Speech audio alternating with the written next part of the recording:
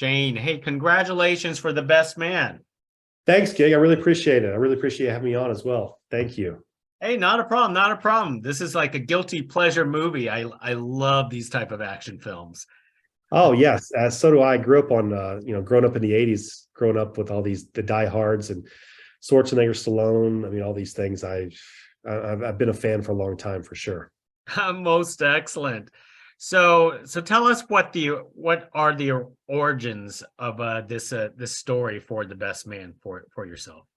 Yeah, I was brought on as a director first, so the script was already there, and then kind of brought on, Dolph Lundgren was already on the film, and then I just came on and rewrote it and kind of grounded it more. So yeah, it was the bones were there. I just kind of came on and just brought it, made the two female sisters and just focused on the Inn of the Mountain Gods Resort and what that was able to, what we were able to accomplish within that one massive location. Now you said that you're a 80s film action junkie fan. Yeah. So when Dolph Lundgren was already attached, that must have been a dream for you. Oh, it absolutely was. Yeah, that was a big one because I mean he's an icon in this world, and I was he's this is my first action film, and he's done, gosh, probably more than he can count. So yeah, it was a blessing to have him on board, and then to be able to ask him questions, as he's directing now, but also yeah, to be able to do those. Yeah, it was fun for sure. I really enjoyed it. So how did you want to approach your first action film, something like this? Because action films are, I want to say, not easy, or is it easier to direct it? No. I mean, I've written other ones. I've written for Scott Adkins. I wrote Close Range for him, and I've done a couple of other action films, but never as a director. So I've been fortunate that I have friends that are action directors, so I can reach out to them. But for me, was the importance was not going from going straight from action beat to action beat. It was to talk. It was to get to know these characters first. That's why the first 15 or 20 minutes of the film, after the opening sequence, we get to know who these characters are and really care about them.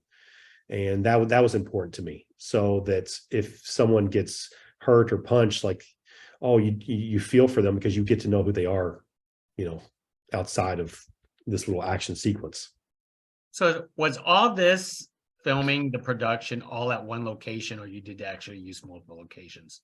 It was one location. It was Inn of the Mountain Gods in Mescalero, New Mexico. The Mescalero Apache tribe. They were gracious enough to let us go in there and kind of take over their resort. So interior, exterior, 100% of it takes place on their land right there. So that was definitely a blessing to, it felt like 50 locations, but that just meant we were hopping on an elevator and going up, to a different floor or down or walking outside. So that was, it was a very tight shoot, but that was important that we were all right there for sure.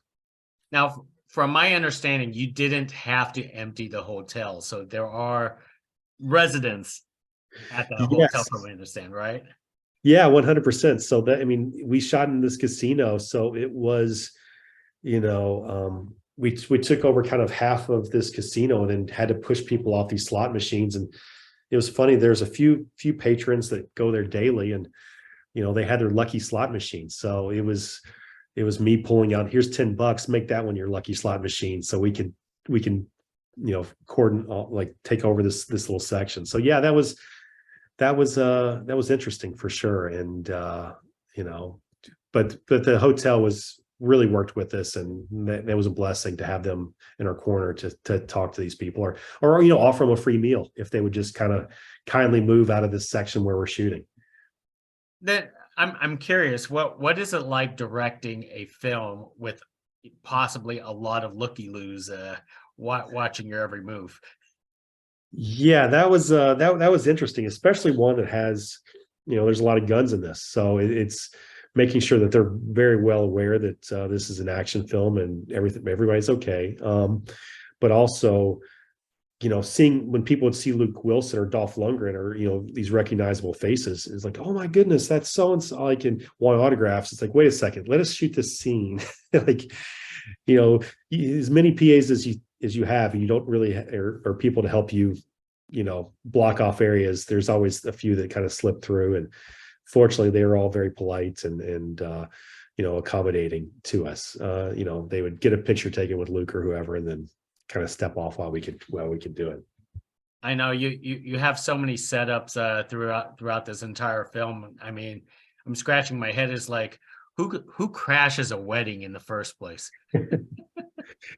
Yeah, that was a blast. I mean, that whole the wedding sequence was fun to shoot. I mean, it's not action at all, just the actual wedding sequence, and just we shot in this open, beautiful area with these amazing views of the mountains, and the balcony up there. When we're shooting down, there's people looking over the balcony, and it was that was interesting for sure. And a couple of people thought Luke Wilson was actually getting married, and we were part of E Entertainment or something, gonna shoot his wedding for a little piece. So that was fun to tell people that wasn't actually the case. So we were actually shooting a movie. I know it's funny that you have Luke Wilson in this film. I keep on forgetting that he can do action films, not just like romantic comedies or something.